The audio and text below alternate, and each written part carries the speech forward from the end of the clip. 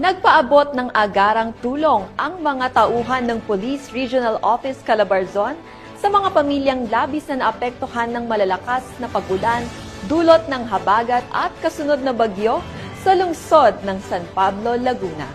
Nakibalita dyan si Patrolman Joshua Cruz. Pagpapatuloy ng kanilang matibay na advokasya sa paglilingkod bayan at taus-pusong pakikipag-ugnayan sa komunidad, matagumpay na nagsagawa ng relief operation ang Police Regional Office Calabarzon.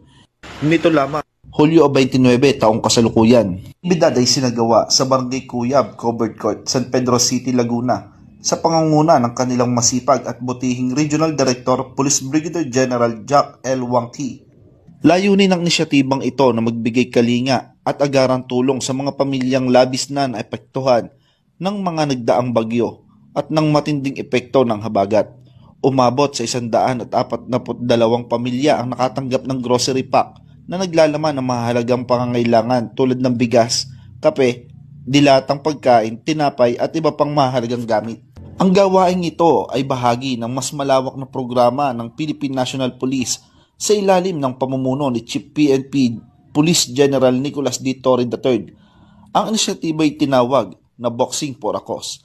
Ang lahat ng nalikom na pondo mula sa nasabing aktibidad ay diretsyong inilaan at idinonate upang suportahan ang patuloy na relief operation, lalo na para sa ating mga kababayan na lubos na sinalanta ng kalamidad. Ito ay nagpapakita ng pagkakaisa at malasakit ng kapulisan, hindi lamang sa pagpapanatili ng kaayusan at kapayapaan, kundi maging pagtugon sa mga pangangailangan ng komunidad sa panahon ng krisis. Ako po, si Luis Lagarto Sr., taga San Pedro po, Laguna. Magpapasalamat po ako kay Chief PNP Torres Sir Wangki. Bigay po sa relief goods ng sa amin lahat. Maraming salamat po. God bless.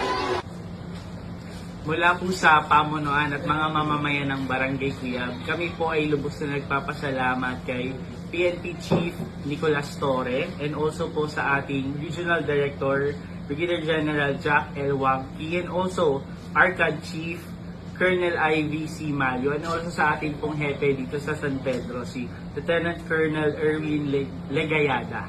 Salamat po sa pagpapadala ng tulong sa mga nasalanta ng bagyo dito po sa Barangay Cuyab. Maraming salamat po.